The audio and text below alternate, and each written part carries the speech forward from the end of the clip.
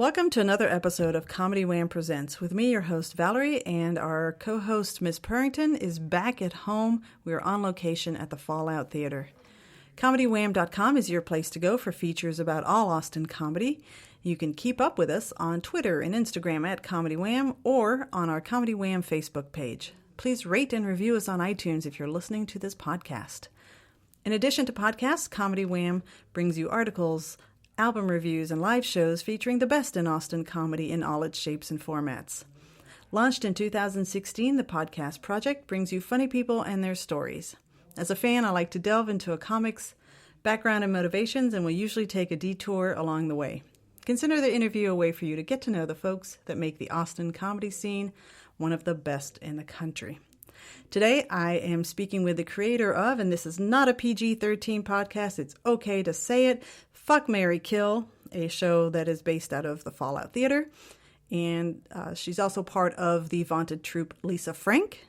And most notably and excitingly for 2019, she's the director and creator of Terminator the Musical, which has been nominated for several B. Iden Payne Awards, including one in the category for her of Director of Musical Theater. Pretty exciting stuff.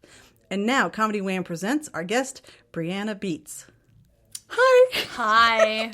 Thank you for having me. I can't stand not to go behind the fourth wall, and I have to admit to our listening audience that this is a redo of our introduction because somebody forgot to plug a wire in. This is a rookie move. It was me. Yes, I always ask my guests to plug in all of the equipment. How are you? I'm doing well. How are you? I'm doing well. Thank you for arranging to have me do this setup here at the Fallout. Usually I do my interviews out of my home studio, but I found out in scheduling with you that you're a bike rider. So you have no car. Yeah. You're not going to make that bike ride unless you're like Lance Armstrong type, you know, competitive a liar? cycling. No. No. Not competitive cyclist. And having you at the Fallout Theater almost feels like having you in my home because it's a comfy space where I probably end up living and sleeping most of the time anyway, so it's perfect. Very well. Well, I like to start this out with an icebreaker question. Might sound familiar. I'm sure you've heard this on all of the podcasts that you've listened to of Comedy Wham. You've done your homework, but let's go with it. Your one word to describe your past. Transcendence. That's a fantastic word. Thank you. Never heard it before. 3 minutes ago. I just invented the word actually, so it just came to me. What does it mean?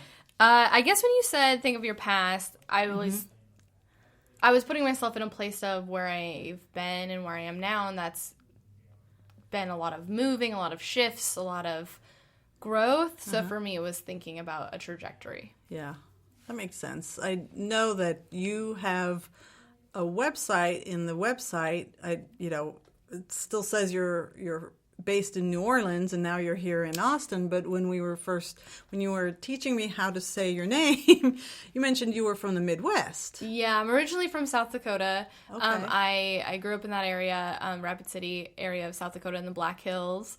And then for grad school, I moved to New Orleans, lived there for about 3 years before coming here. So you were in South Dakota all through college? Yeah, I went to the University of South Dakota, near the border of Nebraska, Iowa, South Dakota. There's a little tail there. And that's where I got into theater, and I went for an English degree, ended up having like a theater minor and did a lot of like theater history and theory and stuff like that. And then that's when I decided I wanted to go to grad school. But I've always wanted to leave South Dakota. Love to visit, hate to stay. Yeah. So that was my route out was going to New Orleans and studying the arts a little bit more. So speaking for myself, undergrad was my way to get out of my hometown. But you wanted to stay for college? Well, I didn't want to. I did this weird like tour of my state as far as state schools. I went to like every state school just because I was trying them all out, and I didn't like any of them until I found the liberal arts school that at least appealed to me a little bit. Yeah. No, right out of high school, first of all, I didn't know if I was going to go to college, so that was like a skin of my teeth kind of a thing. And I decided to change my ways a little bit and double down on what I wanted to do. But I at first applied to a school in Manhattan, and I just had big dreams. I was like, I'm gonna go to Manhattan, and actually ended up getting in. It was Marymount Loyola, and my dad was like, you can't afford to go there.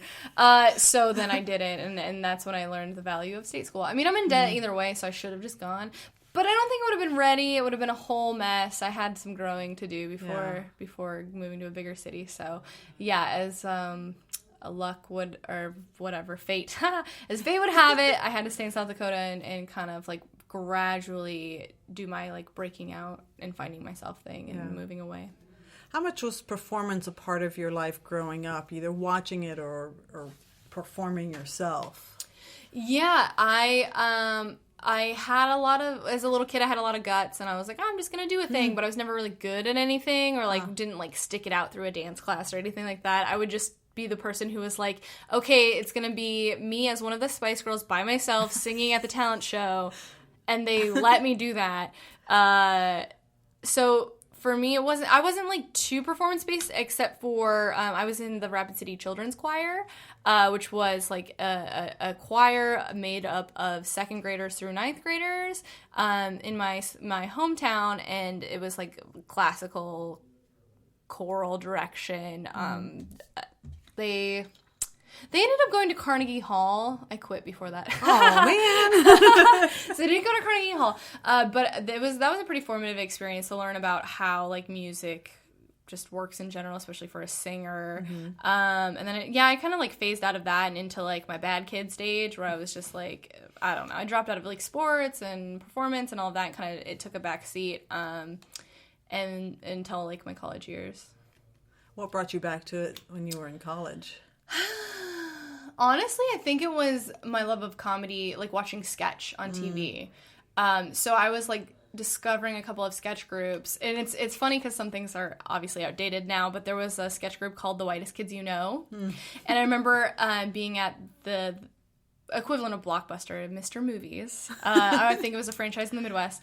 And I remember seeing on the shelf The Whitest Kids You Know, and I was like, oh, this looks like daring and funny, and those are the two cross sections of everything I wanted, daring and funny, and they always have been. So I rented the DVDs, and then I was like, oh my god, this is so funny, this is so edgy, this is kind of punk rock, and like I don't know, I just like was like, okay, I get it, comedy is like this kind of badass like thing that I've always liked. I mean, I've grown up watching SNL and you know, very cheesy, funny movies. I've always kind of leaned towards comedy anyway. I was raised on The Simpsons, that sort of a thing. So just coming back to it through TV, but more specifically seeing like a sketch group that looked accessible. I was like, oh, these were just some college guys who got together and just started doing more and more. And I was like, I want to do that. I want to be something like that. Mm-hmm. And so was there something in your college, or did you have to, I mean, I have no idea about South Dakota and what its offerings Nobody are. does. Okay, so University of South Dakota, we were the coyotes, because we say coyote, we don't say coyote. So we were the yotes. Okay. Just, I don't know why that's important, but it is. So I did these different state schools that like weren't meeting my like creative desires, and then I finally landed in Vermillion, South Dakota at the University of South Dakota, and I was like, cool, I think this is a place for me. And so I just started exploring. One of the reasons I chose to go there, I was like a sophomore-ish by that time, so I had done my tour of like first semester this place, second semester this place. I thought you were like college visits. No, you literally were going attending different. Okay. Yeah, because I attended South Dakota State University, which was like the ag school more so. I took like one painting class there that was fun for me. Everything else, I started to get into English there though. There was some solid English professors there that like kind of sparked my passion for writing. But there wasn't anything like fun creatively besides that. There was a lot of academic, pursuits possibly, but I just wasn't about it. So I didn't, it was cold. It was so cold everywhere there. So then I moved back to my like home city for the next semester. Okay. Just went to the school that was there, but not necessarily what I wanted to pursue. Okay. South Dakota School of Mines and Technology. It's like it's like an engineer school, and I just randomly ended up there, and I was like, well, this is a short-term solution. Kind of got back on my feet for a second wind to do one more semester at another school, and then I found my way to USD, and I stayed there, finished my degree there. But the reason I wanted to go there, because like things were bubbling on my creative side, I saw in their clubs list that they had an improv club. And I was like, oh, I want to do this. I've seen Whose Line Is It Anyway? That's great. I just wanted a little window. I wanted a little window into comedy. The only other place really that comedy was happening, in my hometown, I guess there would be like at bars, there would be like, there was like one bar in town that like would bring in some stand-ups every once in a while. So it wasn't really something accessible to me. Except in high school, there was an improv, and I'm quoting, using a lot of air quotes here. There was an improv thing, I'm just gonna call it a thing, program I was a part of, and I only did it because my friend got in trouble for like partying, and so she had to do it as like community service, and I was like, well, I'll do it with you. It was called Spectrum, to keep kids off drugs and alcohol. So it was like improv where we're like, oh, we better not drive after drinking last night. And we'd go to the elementary schools and perform these little, like, what they called improv skits about the dangers of drugs and alcohol. Oh, my. And so we just wanted, like, a group to be a part of it, and it seemed kind of like something weird, so we did it. But fast forward to sophomore year of college at the University of South Dakota, I was like, well, there's a club here for improv, I'm gonna go do it. So I inquired, and I was like, hey, you guys, I'm, like, here for this club, I want to do improv. It didn't exist. Oh, no. Well, they were like, someone who just graduated was, like, doing it, and now there's no one really doing it, but it still exists in our charter, like, as a club. So by default, and this is like a sign of the rest of my career of doing anything in comedy, I picked up the reins because I wanted to do it. So I started leading an improv club, having zero experience in improv except for reading a book and doing drug and alcohol awareness improv in high school. So I just, like, picked up the reins and you know, got some people interested. We clowned around. We tried to mimic things that we liked. There was one person I knew that I worked with at a restaurant in my college town that had any experience doing improv at all. So I brought him in to kind of get us jump-started, and it was a very DIY, here's what we want to do, let's make it happen kind of thing. Very wild, short form. It was very short formy, like scenes from a hat and that kind of stuff. But yeah, that was my gateway then. And then I started doing stand-up and in a very particular kind of way where I was doing like Weird Al style songs. Okay. And I would do stand-up sets, like, in characters. So, like, I did, like, the comic strip Kathy. I did a Kathy set just about how, like, I don't have a boyfriend and I like ice cream. And it was a bit my friend and Luke and I came up with, and he was the only person laughing at these open mics, but I was killing it with one person. So I did kind of, like, in between improv and stand-up, and then I kind of went the stand-up route for just a moment before dropping it completely. Once I moved to New Orleans. Okay. Yeah, because I moved to New Orleans. There wasn't a huge stand-up scene in the South Dakota area, but we were a half hour away from Sioux City, Iowa. Okay. And only about an hour away from Omaha, Nebraska. So there was some bigger areas to, like, go drive to an open mic, do something like that. The scene wasn't huge, but it was pretty accepting. So then I kind of realized I wanted to go back to school, and I didn't want, like, that part of my, like, academic pursuits to stop, especially in service of, like, finding theater and wanting more of that thing. So then I found this program through the University of New Orleans. It was based in the English department because I always felt like a writer more so than a performer, even though I was starting to perform and have that courage to, like, go try new bits and things on my own. I still felt like I was the type to come up with an idea and tell everyone else how to do it. Which is still true today. So I followed that path and was like, sure, I can be a playwright. I had some really great professors at the University of South Dakota who, even though there wasn't specifically a place for playwrights to try something there, he encouraged me to. So I got a ragtag group of actors together to do a reading of a play that I had written, and that was the first time it really sparked in my brain of like, oh, I can do this. Like, this is a thing that can happen. Cool. It was rough. It was not the best play. I mean, it was rough, but they supported me in a way I'd never been supported before for what I thought was my strength. Because I took some acting classes, and I was never, like, I just never felt like I fit in and really hit it hard with, like, acting proper for theater or stagecraft or anything like that. I just loved theory, and I loved, like, taking apart a script and, like, looking at all of that stuff. So when I was given that green light of, like, oh, you don't have to fit into these other things, you can write something.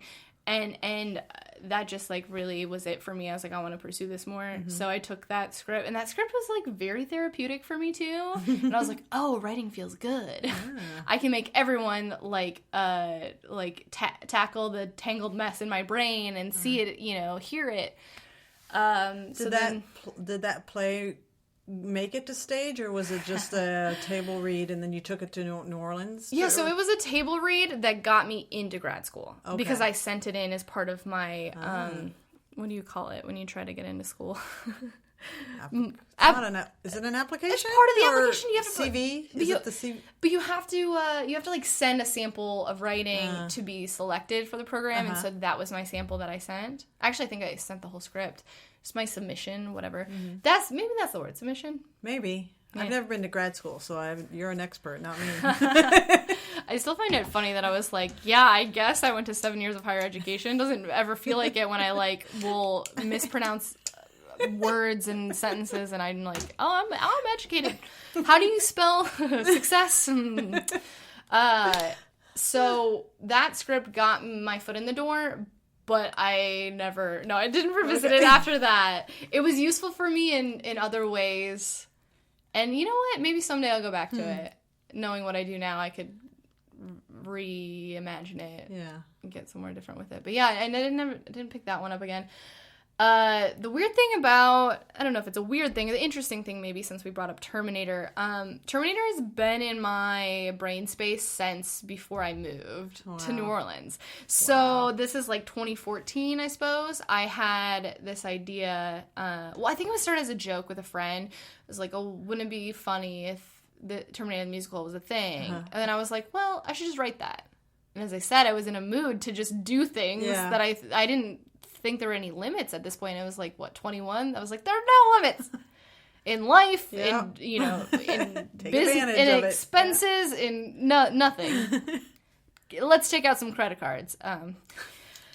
So I did all of those things, but the seed of that, I started working with one musician that I knew, and I was like, okay, well, I have a song in mind that goes kind of like this, da-da-da-da-da. And it's kind of like this song that you've recognized from this Disney movie, or something like that. I give him a reference, and I just started writing lyrics. So that was the rough beginnings of Terminator the Musical, which I've carried with me and kept working on, you know, till now. So that was what I went into New Orleans with. I was like, I have this weird kind of sketch, kind of play thing, and I want to develop it. So you're in New Orleans, you're pursuing the graduate degree, you're in a scene now that has a lot of performance. There's stand-up, there's improv, there's everything in New Orleans. Everything. Even burlesque is carrying this huge comedy essence. Cabaret, like, oh, they just have everything. Yeah. It's so fun. And you dropped stand-up. Completely. Well, so I dropped it as soon as I found improv because improv was nice and supportive and warm, and I needed that in my life to make me feel more confident about myself. It's an indictment of stand-up in general. Yeah, and I know some people say like that goes away, and it's not always like that. But that was my experience rolling into it. I was like, I'm brave, I can do this, but I realized quickly it wasn't like doing it in the Midwest. And I was like, oh, there's a scene of established people here in New Orleans, and, like, a lot of them have been around a long time, and maybe it's, like, that new kid on the block thing, like, everyone's trying comedy, and, because, the first night I did stand-up there, I was like, well, I'm just gonna watch this show to see what it's like, and I went to a very popular show, near, like, the Tulane area, and, I was like, I had a couple drinks, and I was like, well, I'll just do it. And so I was, like, underprepared. I was, like, 25th out of 26 stand-ups, and I was underprepared, and I was like, I'm the new kid, I want to do this too, and it wasn't great. So I dabbled with it a little bit, but yeah, as soon as I found improv, I was like, oh, this is more like the vein of comedy I want to pursue right now. And since you had done the DIY approach in South Dakota, were you now following the right, path as far as you were taking the classes and learning and supplementing what you had figured out on your own before? Yeah, I actually came into it by being so humble of like, I have no experience at all. What I did before it doesn't count. That's not improv at all. Yeah. It doesn't count. Let's just discard it. And when I started, because it was long form that I was learning, and it was a very, intense setup where you learn this level and this level 2, and you have this like trajectory, and then you see the performers that are so good that really inspire you to keep moving and doing stuff there, and you're just like taking it all in, like, wow, I need to learn all of this as much as I can. And it was very structured. For me, it was learning a structure that was in place, and I was like, okay, I'm on board. Teach me everything. I'm blank slate. Yeah. Did you finish your graduate degree and then decide time to move somewhere else, or was something? Yeah. Okay. Yeah, because I was in a 3-year program. Within that 3 years, I got involved in the theater scene, just because there's just such a wealth of experience to have in New Orleans as far as, like, you have an idea. It's so DIY. You have an idea, there's some group that's going to help you put it up. Yeah. You want to do a comedy show, there's some group, there's some way to do it. It's very accessible. So that, for me, was really great. I don't want to say training wheels, but like kind of, it just got me in the zone to know that I could do those things, and that if there's a will, there's a way.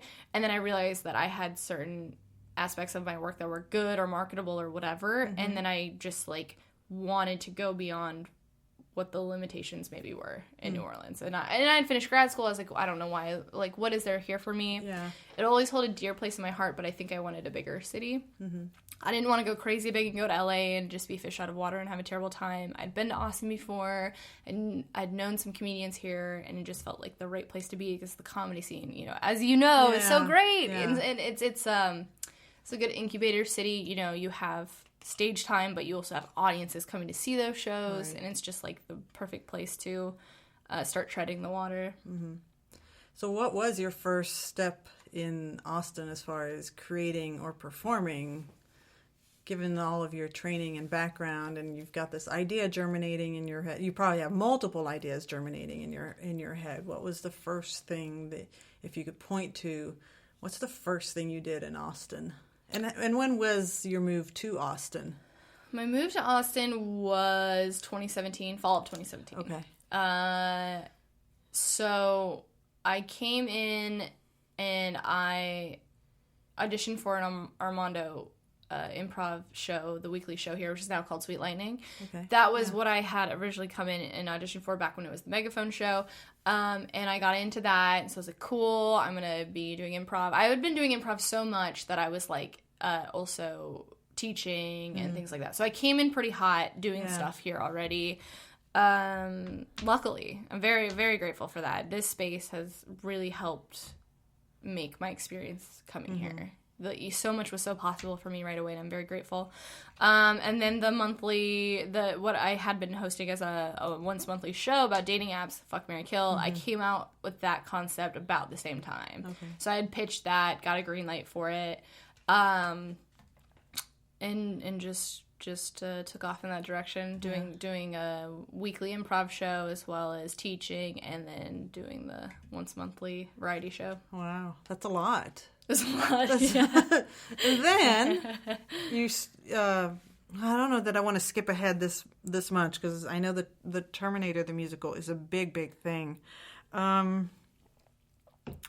Is Fuck, Marry, Kill still running? It is. It's moving to, instead of a once monthly, it's more of like a quarterly show. So I have another one in November. I want to say the second Saturday of November. Okay. But yeah, we're transitioning to doing it every so often, and because I've been busy with rehearsals and Terminator and all that. Yeah. And you're still teaching, or I've taken a pause on teaching for right now, just because of working on shows and whatnot. But somehow in that time, I've managed to pick up more improv groups. Yeah. And Lisa Frank is one of them. Yes. There's more?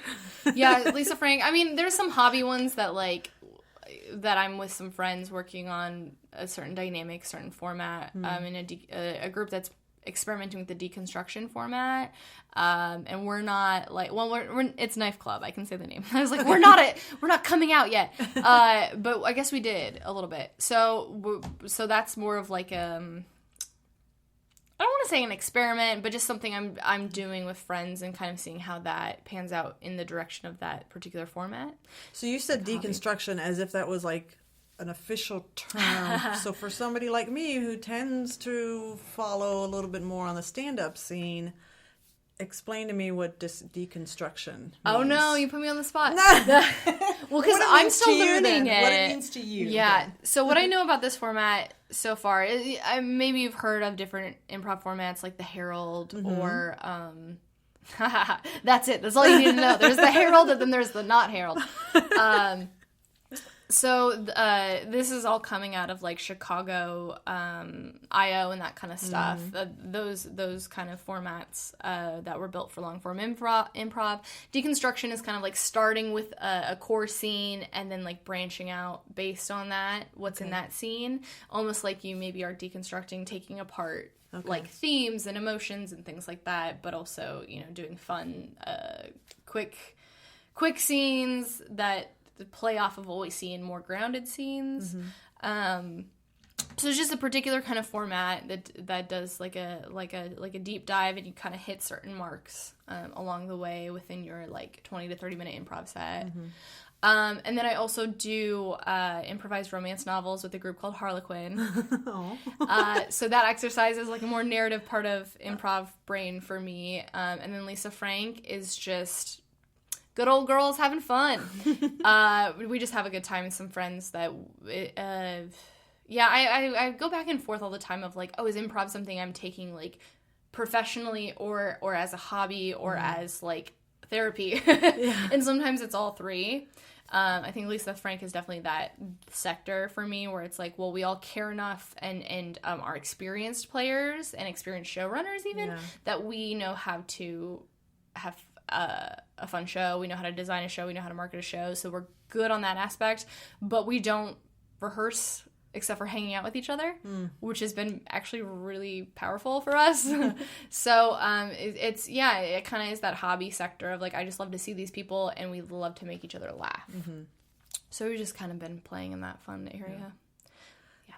So one little recurring theme that has popped up from your days in your early days before college in South Dakota and then going to college is weaving together music and comedy.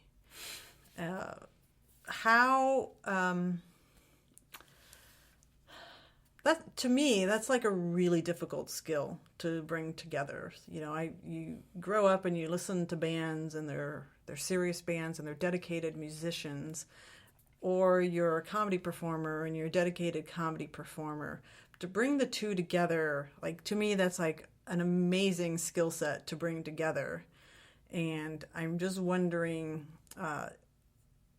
if that was something that was always part of you and part of where you like to dabble or where you like to dabble in terms of your performance.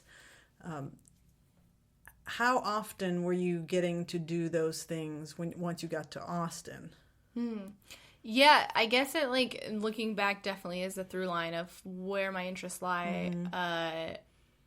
Just loving music. It's funny because I don't consider myself a musician. Like I can't properly play anything to save my life.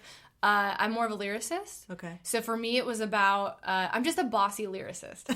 So I will create lyrics and I'll be like, they kind of sound like this. And then I create a melody line. Okay. By just dictating like what I'll be like, it sounds enough. It sounds enough like Sherry Baby, but then it's a little bit of this like dark kind of Soundgarden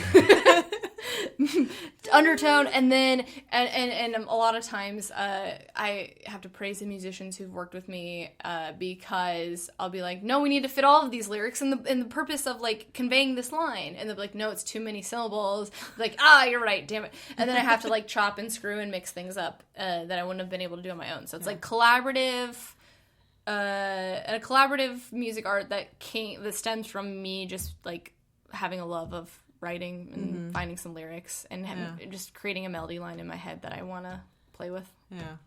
So different from when you collaborate with an improv troupe, you're collaborating with a musician, but it's really, really important for you to have that right partner to be able to pull that off with. Absolutely.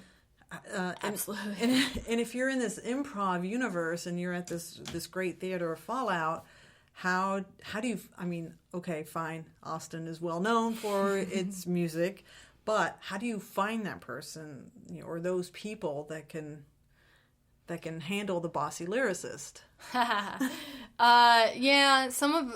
There's been a few people where it's like we've worked together enough. Like we worked together a little bit and then we kind of split ways. It's not always been that we didn't want to work with each other, but it was like, okay, well, I'm helping you out. So a lot of, sometimes people approach it as like how they can help me with their talent. Mm-hmm. Sometimes it's been about how we can collaborate together. It's always just been circumstance and like how, so I'm not sure if you knew this, but I basically like brought up and workshopped with a lot of other people Terminator the musical in New Orleans. Okay. So we did our like initial run of the show. It had like less songs, just a different kind of vibe, and I worked with some directors of musical theater who did a lot of campy musical horror kind of sector of performance, and they helped me shape like the musicality of like the proper musical. Like, here's how these songs could be shaped into a proper musical. And then I always ended up working with musicians way outside of that who are familiar with performance, but were never like musical theater musicians to do their own arrangements so that they would bring in some kind of funky sounds that would make it unique, and considering, the 80s, 90s vibe and all of that. So it's just been like a weird and eclectic mix of people shaping different aspects of what I wanted to do to get like what you would hear or see today with the show. Okay. So it's really fascinating learning that you were already creating the shape of Terminator the musical in New Orleans, and you had the seed of an idea growing up in school. So what pushed you in Austin? What was the next leveling up in Austin that gets it to be, an award-nominated show? I think it was so there's a few different answers to this that are all equally as important. I think some of it was distance from when I had done it last, and how I had I was sitting on some thoughts and some rewrites and things like that, thanks to a lot of people who would help me, improve and get it to a certain place, but then me taking time after that too, to go back through, come back through, consider how I felt about it. And then, every time you're with like a new cast or, working with a new musician or anything like that, it's just a different inspiration. So I hit another round of inspiration with, after casting folks that happen to be mostly comedy folks, people who do improv and sketch, and some wrestlers in our crew as well. So all of that kind of helped shape on top of what I already had by being inspired with what they were bringing to it. And then it was the challenge of how do I do this type of show in this space here, and how do I up that production value? How do I it's just kind of me sitting on a lot of things that I wanted to do, which was I'd been growing as a producer for shows, whether it be sketch or variety show or whatever I was doing, or just hosting stuff. It's cool. I always care about pushing that level. And for me, it was well, how do I bring some of these elements of proper musical theater and how, theater shows run on more of a tighter wound watch than comedy productions typically. So I was how do I weave some of that in? I had a nice talk with a fellow comedy writer and director here who also got his master's degree in playwriting. So we both kind of talked about our experience. Initially, I wasn't going to direct. I was looking for a director. And I was asking him, I was do you want to direct this thing? And he's why don't you just direct it? And I was oh, is that an option? It's almost I didn't think it was an option. for myself, and I was like, okay, well, I need to reevaluate. And I guess it's just because I'm so close to the script. I'm so close to just the content and the vibe of what I want and the movies and all of that, that directing became this very, like, internal thing where I was, probably because I am so close to it that I was like, I knew the little cuts and cheats and staging things that, like, we needed to see in this space to make it work in the way with the kind of flow that it should have, and like what the essence of the show already was and how I do that here. Okay. So yeah, a lot of it was sitting on it. Also thanks to the artistic director here, Mason Pitlock, who was like, hey, you have a show like that? Let's do that. And I was like, okay, I'll go back to that place in my life where I do this show again, because I know that it consumes my life. Yeah. So I was like, okay, I guess I'm ready to step back into it. So then I did. Give me something tactile to work with, because one of the things that I noticed with the B. Iden Payne Awards, there were 3 nominations. Is that right? Correct. Do I have that? Okay, there were 3, and one of them that really piqued my interest that I didn't understand, because I've come to Fallout Theater so many times to see shows. To me, it's a small stage, and one of the nominations was for stage management, and I'm thinking, what is there to manage? It's a small stage. So debunk me and tell me more about how that happens in such a smaller venue. And this is really good to start talking about this, because it bleeds into what we're just talking about how are comedy shows different from theatrical shows? Like, what is that difference? Yeah. Stage management is a big one, because usually for for lack of a better term, simpler hour-long show that may be produced here has, like, usually 1 or 2 producers, possibly a director if it's sketch or improv, and then performers, and it's kind of like a few people do all of the production roles, kind of just balled up into one thing, communicating with tech, not necessarily having a technical director or whatever. And so stage management is not something you see in comedy a whole lot, unless you were, like, at a bigger venue and it's talking about stand-up and you're talking about someone who's managing, who's on next and all of that. So I was lucky enough to work with Hannah Milam, who's been nominated for the award. She has a theater background as well, and also got into improv. So we were very well aligned, and we cosmically met while I was getting ready to do the show. And just she's been such a huge part of this, because she teaches high school theater for a living. So, like, she's a professional. And so her background combined with my background, we were like, let's do this the way we know how to do this, which was doubling down on our efforts for that kind of thing. The role of the stage manager, it never really ends. So the stage manager is the liaison most of the time between actors and director, talking scheduling, announcements, notes. I'll give direct notes in rehearsal, or may ask for one-on-ones, and, like, we'll go through the content with them, but more logistical stuff goes to a stage manager. The stage manager is the Google spreadsheet of the show. She is the reason we have such a beautiful system with props, so that things happen quickly and easily. She's the one behind stage. She's the unseen member. Watching the show in some parts, but then ready to jump in and help with a quick change. She's got to get somebody into the next costume. Sometimes she's handing off a prop. Sometimes she's taking props from people as they do those quick turnarounds. She's how many do we have, 9 or 10? She's the X number performer, essentially. Yeah. She's performing too with these scene changes. So she's helping everyone do what they need to do when there's not an extra hand. So that is her as well. And organizing the props. You should see our prop suitcase. Everything has a Ziploc baggie with what is supposed to be in it and where it goes. Oh, I love that. Yeah. Well, but you have to be organized. You have to. Yeah. She helps with scheduling overall, just setting up systems, helping to read lines. It helps me do my job better in the creative big picture. It's funny, I was talking with our technical director about this last night, because my technical director, and now we have this time around we have an assistant stage manager to help us just more to tackle and schedules of. Not everyone was able to be here as much as we'd like. So the assistant stage manager and the technical director were described to me as being like the middle picture. They're really good at seeing immediately what needs to happen. As the director, I'm definitely a big picture, where I'm looking at our end goal, or I'm looking at our possibilities, or coming up with a new idea.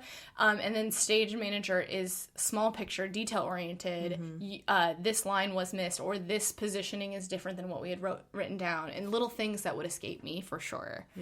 So now that I see the big picture of big picture, middle picture, little picture, it makes a lot of sense to me how we work. So when did you launch in Austin? When did I launch the show? Yeah. We came out in May. So the first weekend of May through the first weekend of June, we did, we either did 8 or 10 shows. I can't remember. We were doing Friday and Saturday shows for 5 weeks, I believe. And to me, not knowing a whole lot about the award nomination process, I mean, that's pretty fast to be recognized and to get the credit of some nominations. That's pretty exciting. Yeah, it's pretty exciting, especially since I didn't know much about the awards council. And I came to Austin now being kind of divorced from the theater scene, because the comedy scene has such its own element here that so much is happening within that I can remain in that sector. I haven't really branched out to see as much theater as I'd like, or see who's creating theater. It's just different, and didn't feel as accessible maybe to me as I would have wanted or tried for.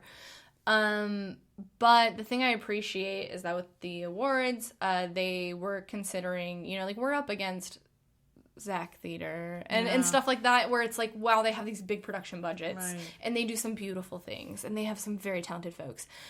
So it's nice to even be recognized in that, because to me it felt like the awards nomination committee was saying, like, we see you doing good theater at whatever level it's at. You're doing it in the basement of the Masons. Like, we see you, and we see what you're doing. We appreciate the artistry, even though you may not have as big of a budget, all of that. So that meant the most to me in getting a nomination, is just being recognized for talent, regardless of the talent and ability, regardless of the funds available to create theater. And Terminator the musical just sounds like so much fun. We haven't even delved into what the concept is, because it's all there in the title. So there's some genius there in just the title tells you what it is. I do think a lot of that is like a strength of mine that I've come to find out isn't in necessarily the art I'm creating. Sometimes it's in the way I'm able to market it. So like in hindsight, it's a great marketing move, because people hear that, they immediately know what it is. And I think from my experience, when we did the show in New Orleans, there were people who were like, I don't normally go to musicals, but I went to this because I had to see what it was. So there's a curiosity factor. There's pulling in people who may be more on the side of like a movie fanatic who wants to see something be parodied. Or there's someone who's like, I love musical theater and I'll see anything that's a musical. I've never seen Terminator. Like, there's a lot of people who are like, I've never seen the movies. The musical was great. I was like, what was it? And those people, to me, it's the biggest compliment, because the story, as I've put out there, holds up well enough for them not to have had to see the movies to understand the character motivations and relationships, that they're at least strong enough to stand on their own. So I'm like, oh, thank God. That's the biggest compliment I could ever get. But the marketing of that kind of just stands out, right? And I think that's why we've gotten a lot of press and a lot because we happen to catch the cinephiles and anyone who's into pop culture, the cross section of that, plus the musicals and plus comedy. So it's a nice little middle of the Venn diagram to be in. And it's running through when? So we start October 18th. We run the 18th, 19th, 20th. We also run the following weekend, which is the 25th, 26th, 27th. Yeah. And is that curtains after that? I mean, yeah. Unless something else move on with you. Will this show ever leave my life? Probably not. I mean, we've been talking about other ways to get exposure, or like, what do we do after this? Do we make it a, traveling band? That'd be nice. We all have day jobs though, so we'll see. We like to throw ideas out there of like, the momentum of this, it feels like something we can't just put away or lock up. It just feels big right now. Yeah. I mean, it does feel like it should travel. And I don't know. I haven't seen it. But I'm just so charmed by it. Well, I appreciate your support. That means so much to me. Well, my verbal support, but not, paying the ticket yet support. Yeah. Well, hopefully everyone they don't even have to see a production and they just buy a ticket. Yeah. There we go. Then we don't have to do anything. No.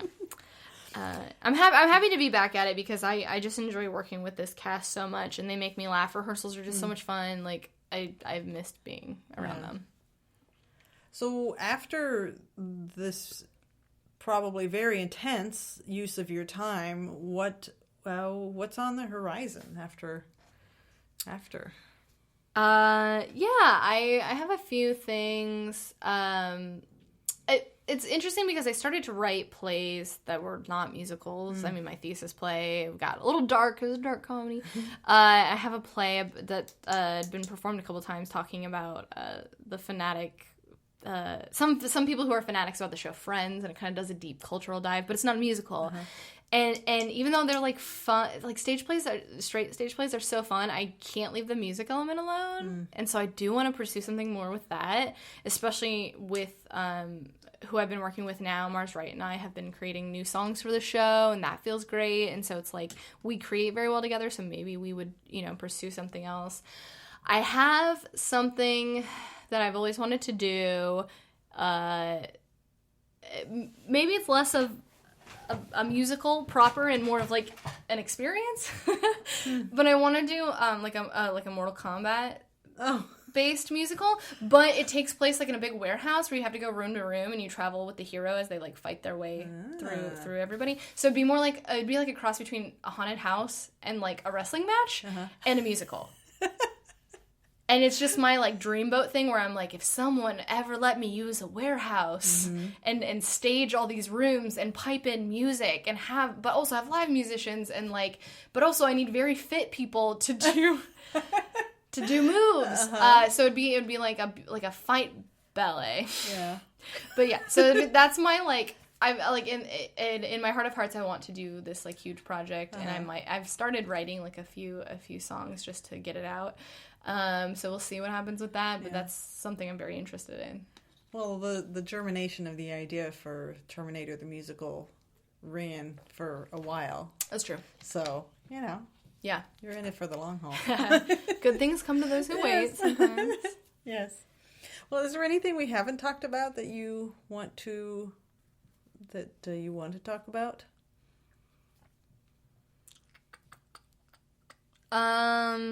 Project-wise? Sure.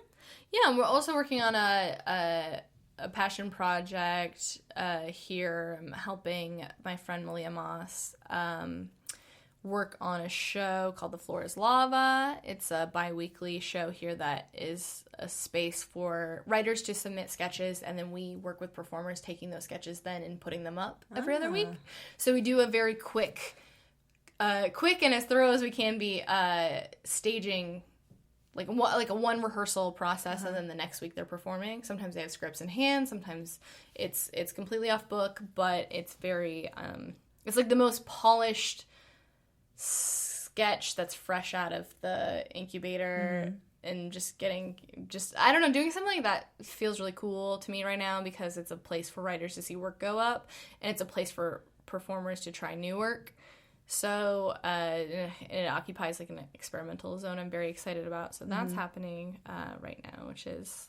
And as an opinion to throw in there, Austin is so great with stand-up and with improv, and sketch I think seems to get a short end of the stick as far as prominence in this scene. And the more people are doing sketch and writing for sketch, I think that's just even better for the scene. So yeah, that's great. Yeah, especially here, I know at Fallout, they were like, this is why Fallout wanted to do a show like that, is because they want to create more space for sketches, or people who are in our sketch classes, wanting to see some of their work, because there is that, and I think I just identify with it so much. I'm not sure if I said the name. The name of the show is The Floor is Lava, in that sense of something hot, new, and dangerous, right?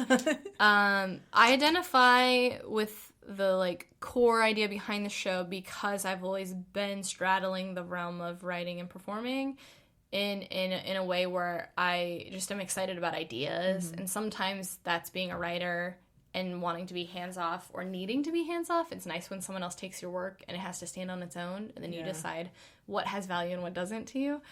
But on the other end, it's so fun to just perform sketches, to direct them, to be involved in any way. So it's just that process of, like, folks who need to have their work put up in any way, and straddling the strange. It's the strangest in comedy, too, because it's like you kind of have to be an all-around player sometimes.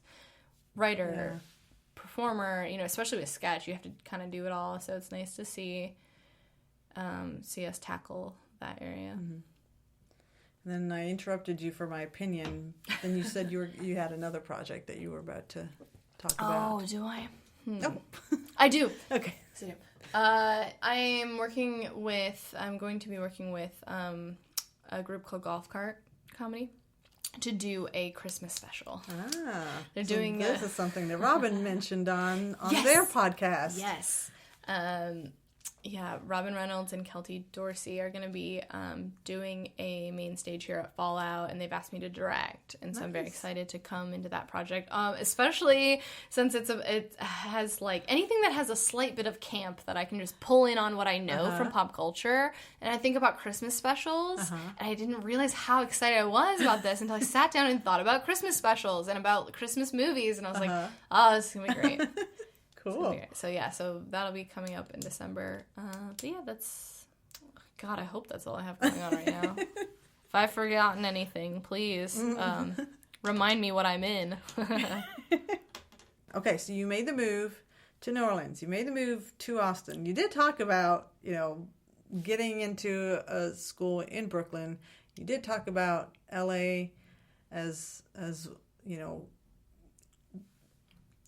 decisions not to go there. Is that something that you think you'd eventually? I think in my heart of hearts, I've always, like, known I would probably end up in LA. Like, I've always had this feeling of, like, I should be there. Yeah. Ever since I was, like, I think even in high school, I just, like, was like, oh, this is just an area where, like, life is exciting, pop culture, all the things that, like, I seem to be drawn to. And not until I went and visited New York for the first time a year and a half ago, did I realize, like, oh, I could actually see myself here. Or, like, I just, like, felt more of that area than I ever had in my, like, imagination. Because in my imagination, I only wanted to go to, like, 1980s New York. But just be, like, a regular person, like, living your life. I don't know. This is a weird fantasy. What is 1980s New York? I mean, isn't that, like, the end of the Times Square was a, like, you know, really seedy, bad part of town? Yeah, I don't think it was, like, great. But on TV, it always looked so nice. Like, TV and movies, it was, like, to me, it's so classic to think of 80s New York just based on, like, what I grew up with, TV, movies. Just how it was reflected to me. I was like, oh, okay. Yeah, like, everything is Seinfeld. I get it. Okay. Great. But I guess that's 90s. So 80s moving into 90s. But I didn't know what it was like there, I guess, until I went there. And then I was like, oh, I could, if it didn't cost so much, I could see myself being here, maybe trying to pursue what I want to do in, like, an off-Broadway sector. But yeah, LA has always been, like, the most, like, riveting what if for me. But who knows? Austin is just so great. For right now, I'm very happy to be here, getting to do what I do. Some days I get exhausted, but then I stop and think, look at all the things I'm able to do. Right. Like, this is such a weird world where these things are here for me, and people are supporting them, and I get to work with other very talented people, and it's so great that I will be exhausted any day of the week to get to do what I get to do here. Yeah. Cool. Yeah. All right. Well, I'm going to ask you my final question. Oh, boy. One word to describe your future. The first word that came to my mind, and this is going to paint a different view of myself for everyone, was cushy. How do you spell that? Is that a C or a K? Oh, goodness. Let's go with a C. Okay. A little cushy, it would be nice to be established enough to be able to make a career off what I want to do, where I wouldn't have to, have to bike everywhere I go. I could do it when I wanted to. Yeah. Let's just say that. Optional. Yeah. Or even cushy in the sense of I'm working the same amount of hours I am now between all the things I do, which is, whatever, just a 70, 80-hour week. But all for the sake of entertainment arts. Yeah. Instead of having to split my time up with my day job to survive? ? Yeah. I think cushy would be just taking it to the next level in the realm of what I want to do most. Mm-hmm. Yeah, that's a really tough conundrum for most of the performers that I talk to, is that I love what I do. I love entertaining. I love creating. But it would be nice to have a livable earnings. Yeah. Well, I think you've got something, so. Well, thank you. I'm going to hope for cushy for you. Cross my fingers. Yes. All right, let's see how I do, because I'm going to say your name a couple of times, and then we're going to hope that I do this right. All right, well, that is a wrap on Comedy Wham presents Breanna Bietz. Mm-hmm. Tell us where we can find you on social media, and do a last round of promotion of upcoming events. Just so you know, this episode is going to go out November 1st-ish. Gotcha. So everyone will have missed Terminator the musical. It has happened already. You can catch the actual franchise of Terminator is releasing the Dark Fate movie November 1st, if anyone's interested. But always you can follow. So social media for me personally on Instagram is BLBeats. That's BIETZ. And then on Facebook is Breanna Lee. And for Terminator the Musical, we now have an Instagram handle, fresh new Instagram handle, at Terminator the Musical. And on Facebook, we've had a page for a while, Terminator the Musical on Facebook. Okay, very good.